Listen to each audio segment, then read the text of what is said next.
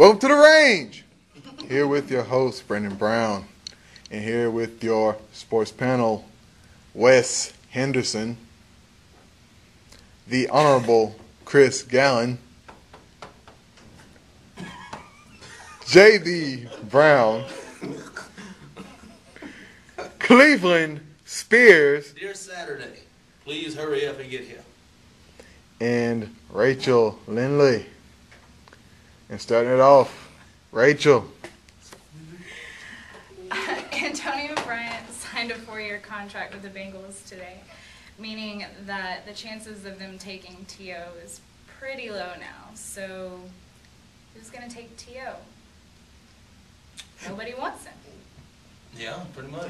Yeah, pretty much. But us not saying anything means he's not wanted. T.O. will find a home.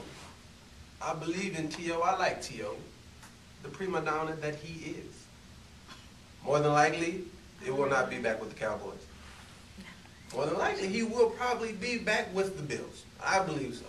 Since nobody else wants him, I think he'll go back to the Bills because I really don't see too many other teams that really need a wide receiver, except my Raiders, because we did let go of Javon Walker, who we signed in 2008 to a $55 million deal. Now we let him go out 2 years. So Al Davis like throwing money around, so he could possibly go to the Raiders, because, you know, anytime anybody's a free agent, they just say, hey, he can go to the Raiders. Well, I'm going to go ahead and tell you now. I was thinking the same thing before you said that. The fact that he will go to the Raiders because the Raiders are known for getting overrated wide receivers. There he is, there would be. One. He wasn't Randy Moss. He's not overrated. Well, when he was going there, he was. He just didn't want to play for them, that's all. Because. That just... Now, even when he wanted to play, he was terrible. Because nobody could throw him the ball. That's right. Smack your lips. Don't knock me Now. down. Now, another team that can use him, I mean, really, and I'm going to go ahead and joke another person's team, the 49ers. They're going to need some help at the wide receiver position. They also need help everywhere else. The only problem is, you know, in all honesty, Michael Crabtree needs somebody to look up to. T.O. and Michael Crabtree both, think they deserve more than what they get. So, I mean, they work well together. Crabtree knows he's not a #1 receiver yet. T.O. knows he's on his way out the game, so if anybody comes up to him with a contract, I don't see why he doesn't go. I know he's already played with the Niners. But what we're going to talk about later on, why not go back to the place where it all started? Yeah. T.O., if he were to go back to San Francisco, I mean, maybe they need all the help they can get. I mean, Michael Crabtree is a prima donna receiver in the making, so why not look up to another prima donna receiver? I mean, I don't think he's that much of a prima donna, but then they could use T.O. Prima donna. Yeah. Definitely Madonna. Yeah, that's kind of disgusting. But all right, but if T.O. were to go back to San Francisco, where it all began, San Francisco could flourish at the receiver position because they do need receivers. Because Josh Morgan is nowhere near premier receiver, so they need all the help they can get. Yeah, I think that it's pretty much, I kind of agree with you going to San Francisco, but I don't see T.O. as a teaching type, honestly. I don't think he would let Michael Crabtree come underneath his wing and he would just let him get all the glory, because I still think T.O. wants to compete wherever he goes. And like Chris said earlier, I think the best fit for him would be the Raiders. I think that he would get that best opportunity there to be able to at least play at a competitive level with a team that is on the verge to possibly make the playoffs, and it keep getting better as the years go on. So I think I could see a good fit for T.O. there. Well, you talk about how T.O. is not a teacher. Now let's go ahead and put this out there. Patrick Creighton, Miles Austin claimed that T.O. were their mentors. To me, that means he was teaching them something. And the way that Miles Austin played this year, it was kind of like the old T.O. When I say the old T.O., I mean like when he first broke through with the Niners, on to Philadelphia, that kind of a T.O. Not the T.O. that was, lackadaisical in Dallas and just kind of really just appeared in games in Buffalo. And another team that he might be able to go to would be the Arizona Cardinals since they let go of Antoine Bowman. Yeah. Denver always. So we all agree he should be on the West Coast. Could Yeah, be. he's going to be somewhere on the West. NFC West or AFC West, I see him at. Yeah, Denver, they've always been interested in T.O. Yeah, and if And Brandon Marshall goes, so. Or if he doesn't go, then T.O. might go to Seattle. Yeah. Possibly so. West Coast, here he comes. Buy another house. All right. Now moving on into college basketball.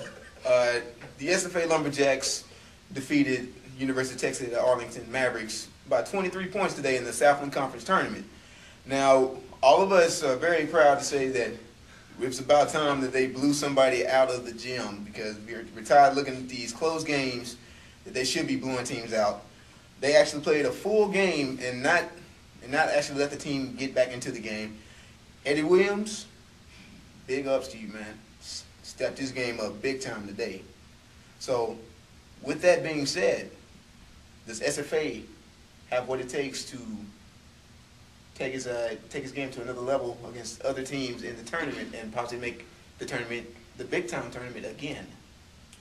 SFA does have the tools, and especially looking at the Southland Conference, the only major team really that just ran away with it is Sam Houston, which currently they are struggling with Nichols, which any team can beat anybody on any given day. But Yeah. I mean, if SFA and Sam both make it to the finals, or if SFA makes it to the finals, I think that, I guess just knowing the players personally, I think that they'll have the motivation it takes to go back for a second year. And then if they do go back a second year, that would be some publicity or exposure that SFA can use in order to get brand new, better recruits for the future.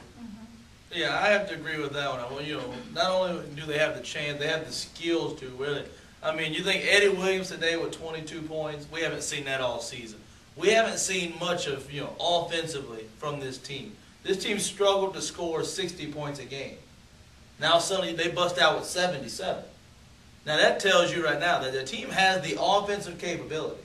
Only, you know, then they already play good defense. And now the next opponent would be in, you know, A&M Corpus Christi. Now they've already beat Corpus Christi by 10 or so points earlier, just a couple weeks ago. Now the problem with that is they played a subpar game. They really didn't play their best game of the season and beat them by, you know, 10 or 12 points, something like that. So I mean, I think really if they step the game up, you know, tomorrow like they did today, I have no doubt in my mind that they can make it to that. You know, they made that final game on Saturday. And even if they played Sam Houston, I think they can beat Sam Houston. Now, here's a little thing for you now, right here.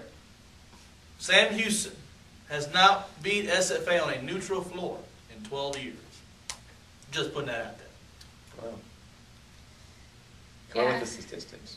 I definitely think that SFA has what it takes. I think we have a lot of willpower on that team, and also knowing some of the players personally, then I definitely think that we have the talent and drive.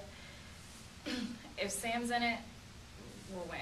Like, we're not going to let them take us. I really don't think so. Not twice in a year. Not twice. No, sir.